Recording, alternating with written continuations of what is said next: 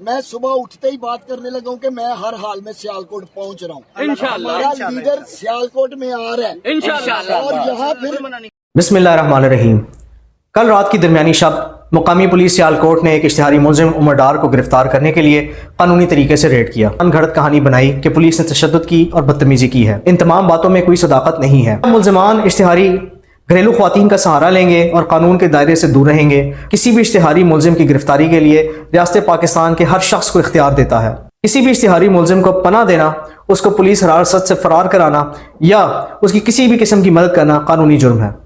آئیے قانون کی پاسداری کیجیے. بسم اللہ الرحمن الرحیم. السلام علیکم. میں ہوں سیبی کاظمی. آپ کے سامنے اہم خبریں رکھتا ہوں. آپ دیکھ رہے ہیں یوٹیوب اور فیس بک. پاکستان کی سیاست میں آج ایک نیا باب لکھا گیا. ایک بیٹا اپنی ماں کو ساتھ لے کر، ماں بیٹے کو اور بیٹا ماں کو بچانے کے لیے عوام میں آیا. اب دیکھنا ہے پاکستان کی عوام ان کے ساتھ کس طرح کھڑی ہے. عثمان ڈار کی ایک تقریر نے سارے زنجیریں توڑ دیں، پاکستان کو حوصلہ ملا اور یہ بتا دیا کہ انٹرویو اس کا کس طرح ریکارڈ ہوا تھا. اس کے ساتھ ساتھ پہلی وکٹ گر گئی، استعفیٰ پہلا آ گیا، مزید استعفے. نگران وزیر اعظم بھی گھر جانے کی تیاری پکڑ رہا ہے. الیکشن کمشنر کے استعفے پر زور بہت زیادہ بڑھ گیا اور ابھی چیف جسٹس کی طرف سے سپریم کورٹ کے ایک جج کو نامزد کرنے کی تیاری کی بات بھی ہو رہی ہے. اور بلاول لاہور ہائی کورٹ میں پہنچا، وہاں عمران خان کے نعرے گونج اٹھے. الیکشن شیڈول کا اعلان ہوتے ہی تحریک انصاف کے رہنماؤں کی اشتہاری قرار دینے کی مہم میں تیزی. گجرات سے سابق ایم پی اے، ایک ایم این اے اور 2 ایم پی ایز کو گھر سے اٹھوا لیا، ہفتوں سے اٹھوایا گیا ہے اور اب نون لیگ کو جتوانے کے لیے ایک راستہ بنایا جا رہا ہے. لیکن نواز شریف نے شہباز شریف کو پنجاب کی سیاست سے مریم کے کہنے پر فارغ کر کے کراچی کی طرف بھجوا دیا. اور Tehreek Insaf intra party election پر فیصلہ محفوظ ہے. اب تحریک انصاف کو جہاں ورچوئل جلسے سے فائدہ ہوا، جلسہ بند کرنے کے اقدامات سے جو پاکستان کی اکانومی کو نقصان ہوا وہ بھی میں آپ کو بتاتا ہوں.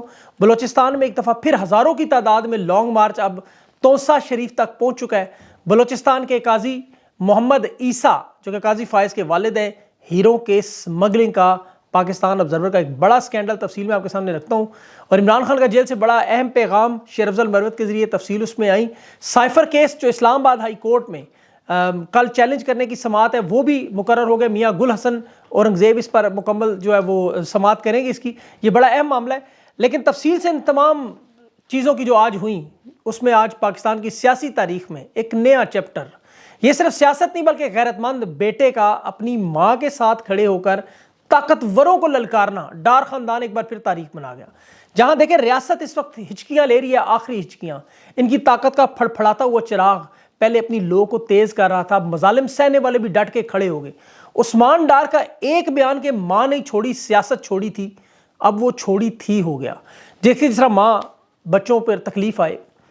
خالق کائنات نے بھی آپ دیکھیں تو جنت جیسی عظیم جو جگہ ہے وہ ماں کے پاؤں تلے رکھ دی. اس جنت کی کوئی بے حرمتی کرے، ماں کے کپڑے پھاڑے، لوہے کے راڈوں سے مارے، پاؤں میں اس طرح زنجیریں ڈالیں تو بچے تڑپتے ہیں. آج عثمان ڈار میں وہ تڑپ نظر آ رہی تھی. پورے پاکستان کے 24 کروڑ لوگوں نے تڑپ محسوس کی اور نظر آ رہا تھا کہ اب مقابلہ ماں سے پڑ گیا. خواجہ آصف کی سیاست واقعی بڑھ گئی. اس نے غلط جگہ ہاتھ ڈال لیا. ایک پختون پہلے شیر افضل قابو نہیں آ رہا تھا، اب ایک پنجابی کیسے قابو آئے گا. اور یقین کریں 9 مئی کے بعد سارے واقعات میں رپورٹ کرتا رہا. ڈار خاندان پر ظلم و ستم بیان کرتے ہوئے میری بھی آنکھیں بھیگ جاتی ہیں. اور میں سلام پیش کرتا ہوں اس خاندان کو، اس عظیم ماں کو جو بچوں کی قربانیاں، کاروبار کی قربانیاں، مال کی قربانیاں، لیکن نظریے پر کھڑی. اور یہی وہ امید ہے جو پاکستان کے نوجوانوں کو نظر آ رہی ہے. عثمان ڈار کی تقریر نے آج بتوں کو توڑا نہیں، پاش پاش کر دی. وہ زنجیریں جو اس پہ لگائی گئی تھی وہ اس نے بالکل توڑ دی. سیالکوٹ کی سیاست میں آئندہ ان کی نسلیں بھی حکمرانی کریں گی. اس کی وجہ دیکھیں، ہو سکتا ہے آج رات میرے ساتھ انٹرویو میں عثمان ڈار، اس کی والدہ موجود ہو یا عمر ڈار موجود ہو، آپ نے ضرور چیک کرنا ہے. لیکن جس طرح ڈی پی او کے بارے میں یہ ذکر کر رہے ہیں جس کا نام شاباش حسن رکھنا چاہیے، مریم نواز کے خصوصی اسکواڈ کا یہ حصہ، اس کی پوسٹنگ ٹرانسفر سیالکوٹ میں خصوصی طور پر کی گئی. 14 مئی کا جلسہ آپ کو یاد ہوگا جیسے اس نے مسیحی برادری کے نام پہ رکوایا، جسے خود مسیحی رہنما شیلا روتھ اس نے بیان دے کے ڈسٹروائے کیا کہ یہ ہمیں استعمال کر کے خان کو روکنا چاہتے ہیں. اس وقت نہ عمر ڈار اشتہاری تھا، نہ عثمان ڈار اشتہاری تھا، لیکن اس کے باوجود ڈی پی او نون لیگ کی سیاست کا محافظ بنا ہوا تھا. انہیں چاہیے وردی اتار کے باقاعدہ طور پر الیکشن میں آئے. جس طرح سیاسی بیان آج دے رہے تھے، اس طرح سے ڈار خاندان کو للکارا. اس کا جواب تو عثمان ڈار نے اپنی پریس کانفرنس میں دے دیا. اب ان کے پاس کوئی راستہ نہیں کہ سوائے ان لوگوں کو راستے سے ہی ہٹا دیں. یہ اور کوئی ظلم نہیں کر سکتے. عثمان ڈار کے 6 سال کے بچے کی دہائیاں آپ نے سنی، اس کی والدہ کی دہائیاں سنی آپ نے. لیکن آج مظلوم ڈار خاندان اس پوزیشن میں آ گیا کہ خواجہ آصف کو 10,000 کی ووٹ کی سٹارٹ دے رہا ہے کہ 10,000 ووٹ اس کو پہلے ڈالیں پھر میری ووٹوں کی گنتی کریں. اور میں آپ کو یقین دلاتا ہوں کہ سیالکوٹ کی غیور عوام خواجہ آصف کو جب اس نے ٹویٹ کی کہ خان کے خلاف یہ وعدہ معاف گواہ بننے والے کی باتیں سنیں، عثمان ڈار نے اس پہ اس کو جواب دیا اس کی ٹویٹ میں کہ ناجائز باپ نواز شریف کے خلاف سمدھی اسحاق ڈار جیسے کو گواہ بنانے والے سارا پاکستان جانتا ہے میرا انٹرویو کیسے کروایا گیا. اور یہ پہلی دفعہ ہے کسی نے کھل کر انٹرویو کی حقیقت بیان کر دی کہ ایک ایسے بندوق کی نوک پر بچوں کی ویڈیوز دکھا کر 26 دن کی اذیت کے بعد یہ زبردستی انٹرویوز کیسے کروائے جاتے ہیں. اسے عوام نے مسترد کیا. اس کا ثبوت ابھی عثمان ڈار شادی پہ گیا جس طرح لوگ اس کا منہ چوم رہے تھے، یہ اس کا ثبوت ہے کہ سیالکوٹ شہر میں اب صرف ایک ہی نام ہوگا، عمران خان. اب میں ڈار خاندان سے معذرت بھی کرتا ہوں کہ ان کی والدہ کے کاغذات نامزدگی جو خواجہ آصف کروا رہا تھا، میری خبر کے بعد ہی معاملات ان کے ساتھ ہوئے. لیکن دیکھیں انہوں نے کرنا ہی تھا. میاں آباد فاروق 7 مہینے سے فوج کی حراست میں ہے. اب اس کے بھائی اور بیوی نے الیکشن لڑنے کا اعلان کیا. آج پولیس ان کے گھر پہنچ گئی. گھر میں پہلے ایک معصوم کی شہادت ہو چکی ہے. باپ پابند سلاسل ہے. گھر میں صرف خواتین موجود ہیں، لیکن ان خواتین پر حملہ ان کا شیوا بن چکا ہے یہ. لیکن اب لوگ اس خوف سے چھٹکارا پا چکے ہیں. یقین کریں الیکشن اناؤنس ہوتے ہی جہاں انہوں نے تحریک انصاف کے رہنماؤں کی اشتہاری قرار دینے کی کارروائیوں میں تیزی آئی، ابھی میاں اسلم، حماد اظہر سمیت 7 مزید لوگوں کی اشتہاری قرار دے رہے ہیں، اس میں یہ تیزی آئی. میاں آباد فاروق آپ کو پتہ ہے جیل میں ہے، اس کا ننا انہوں نے شہید کیا. اور جس طرح پولیس ان کے گھروں میں چھاپے مار رہی ہے جہاں پہ صرف خواتین، یہ لوگ چنگیز خان اور ہلاکو خان کے مظالم چاہتے ہیں کہ لوگ بھول جائیں کسی طرح. یہ اس ریس میں لگے ہیں. کلیجہ چبانے والی جنرل رانی جو کہ اب عوام میں نہیں نکل سکتی، یہ عوام کے نمائندوں کے پیچھے پڑے ہوئے ہیں. صرف گجرات میں انہوں نے ایک MNA اور 2 MPA حسن شاہ چودھری ارشد احمد نواز کو اٹھا لیا، اغوا کیا ہوا ہے کہ یہ تاکہ گجرات میں راستہ صاف ہو. تحریک انصاف کے لوگ ایک بات یاد رکھیں، دیکھیں عثمان ڈار کی والدہ ہو، باقی خواتین ہوں یا میاں آباد کے گھر پہ چھاپے ہوں، یہ اس وجہ سے ہیں کہ تحریک انصاف کا ورکر سپورٹر غصے میں آئے، ہتھیار اٹھائے اور پھر پولیس والوں کے ساتھ لڑے. یہ گھنونے ہتھ کنڈے ماضی میں استعمال ہو چکے ہیں. یہ جان بوجھ کر ایسی واردات کرتے ہیں، عوام کی ذہن سازی اس طرح کرتے ہیں. اس طرح کی ویڈیوز میں خود پولیس اور اس کے اہلکاروں کو، آپ کو یاد ہوگا عمران خان نے ان کا پورا آپریشن آپ کو بتایا تھا اور پھر ویسے ہی ہوا. بالکل بے گناہ پولیس والوں کو انہوں نے جان بوجھ کر بیچ میں شامل کیا تھا کہ وہ رگڑا لگے انہیں. اور جو لوگ دیکھیں عمران خان کے ساتھ ہیں، اب مریم نواز خود یہ اعتراف کر چکی ہیں اس طرح کے کہ تمام گھنونے کام کرنے کے لیے ان کا دماغ پیچھے ہے اس کے. اسی لیے الیکشن میں جانے کے لیے ان کے پاس بیانیہ نہیں ہے. اور خان نے اسی لیے بڑا اہم پیغام دیا کہ امیدوار جب نامزدگی کے لیے جمع کروانے جائیں اپنے ساتھ 4-5 کورنگ کینڈیڈیٹ لے کے جائیں، کیونکہ اصل ہدف ان کا لوگوں کا صرف بیلٹ پیپر سے بلے کا نشان ہٹانا. اور تحریک انصاف کی یہ بقا کی جنگ نہیں ہے، یہ پاکستان کی بقا کی جنگ ہے. ایک امیدوار اپنے ساتھ 2 وکلا برادری کے تصدیق کنندہ اور تائید کنندہ بھی لے کے رکھے، اپنے قریبی ساتھیوں کو لے کے جائیں. اس مرحلے سے آسانی سے گزرے. آپ نے کسی قسم کے تشدد و اشتعال کی طرف جانا. بلے پر ایک دفعہ آپ کا آ جائے سمپل بلا بیلٹ پیپر، باقی عوام کی ذمہ داری.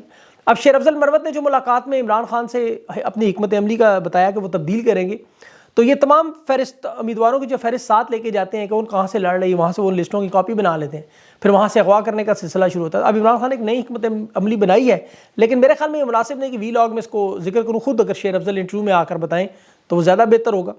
اب اس میں تحریک انصاف کے ساتھ عوام موجود ہے. دیکھیں یہ تو بات بالکل آج بلاول کے ہائی کورٹ جانے پہ پتہ چل گئی کہ خود بلاول بھی بول پڑا. پیپلز پارٹی کے اس جلسے میں عمران خان کے نعرے لگ رہے تھے اور بلاول تسلیم کرنے میں مان رہا تھا. کہتا ہے کہ وہ مجھے پتہ ہے عمران خان کے بھی نعرے لگ رہے ہیں، مجھے اچھا لگ رہا ہے. اسے بڑا اچھا لگا. نون لیگ اس وقت دیکھیں پنجاب میں اپنا سب کچھ کھو بیٹھی ہے. سب سے بڑا نقصان نواز شریف کی سیاست، بلکہ ان کی اب آنے والی نسلوں کی سیاست ختم ہو رہی ہے.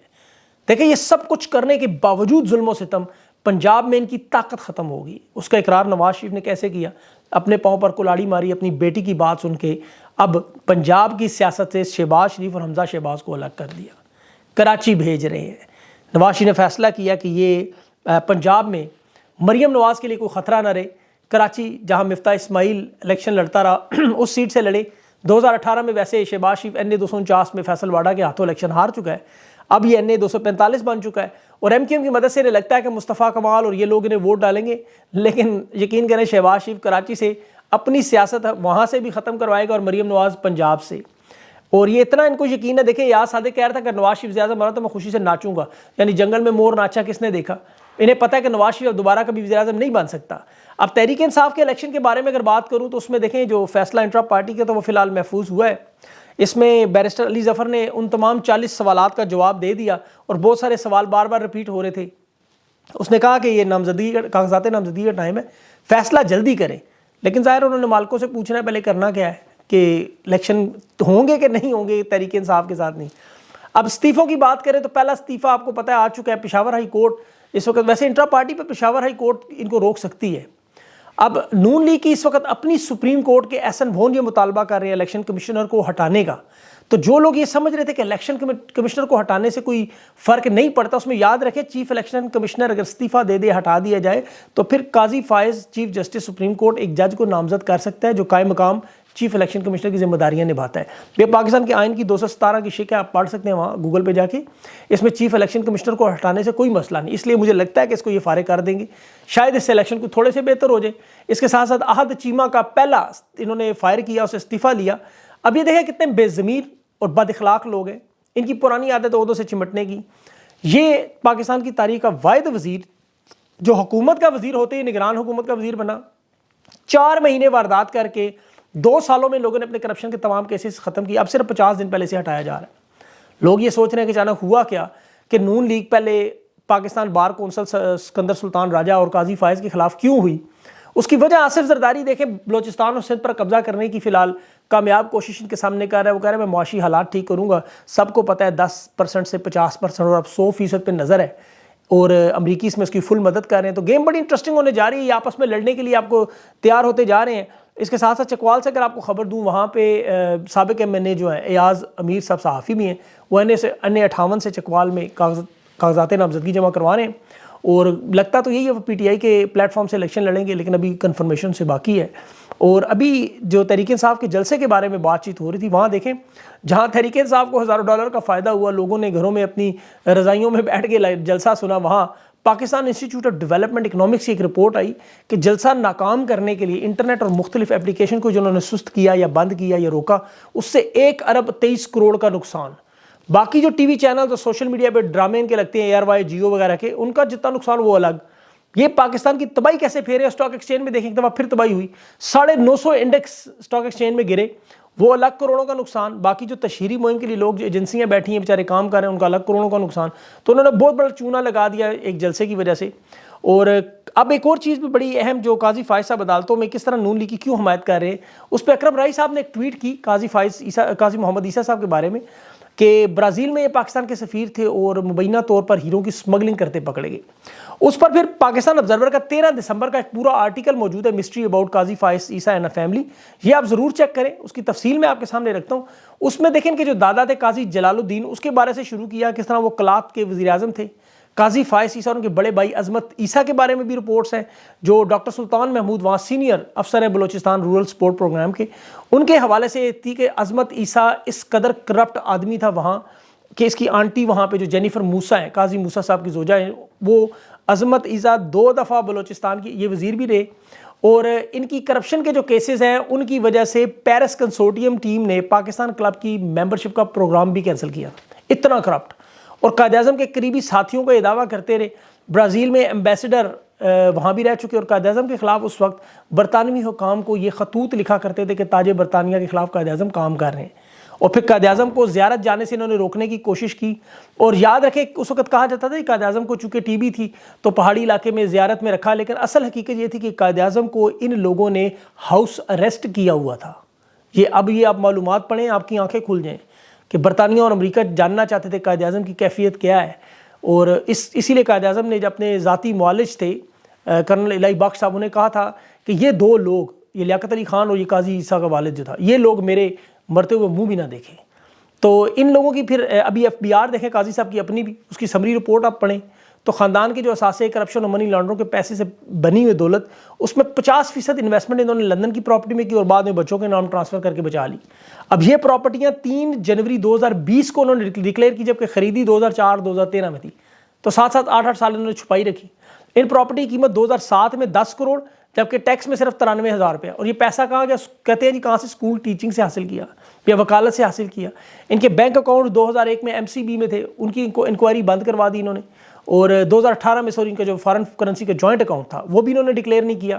اس میں کتنا پیسہ تھا کسی کو کوئی پتہ نہیں. اور قاضی صاحب کے والد دادا ان پر سمگلنگ کے الزام لگتے رہے باقاعدہ، کہ بعد میں کراچی ایئرپورٹ کر ان کی جیب سے ہیرے تک برآمد ہوئے، جس کی وجہ سے انہیں برازیل کی ایمبیسڈرشپ سے نکالا گیا. تو یہ وجہ ہے کہ عدالتیں آج کیوں بھگوڑے اور منی ٹریل نہ جمع کرانے والے نواز شریف صاحب کے ساتھ اتنا تعاون کر رہی ہیں، اس طرح ان کے کیسز معاف کر رہی ہیں کہ سارا پاکستان ایک طرف خان کے ساتھ کھڑا ہے، لیکن یہ چند چور لوگ ابھی بھی چوروں کے ساتھ کھڑے ہیں. انشاءاللہ ابھی میرے 2 انٹرویوز ہیں, شوکت بسرا صاحب کے ساتھ ہے, پھر عثمان ڈار یا عمر ڈار ان کی والدہ کے ساتھ بھی ہے. بہت ساری مصروفیات ہیں, انشاءاللہ کوشش ہوگی کہ جلد از جلد یہ اپلوڈ کروں آپ کے سامنے, لیکن آپ اس کے ساتھ ٹچ رہیے گا. اگلی پروگرام اور انٹرویو تک مجھے اجازت دیں. اللہ حافظ.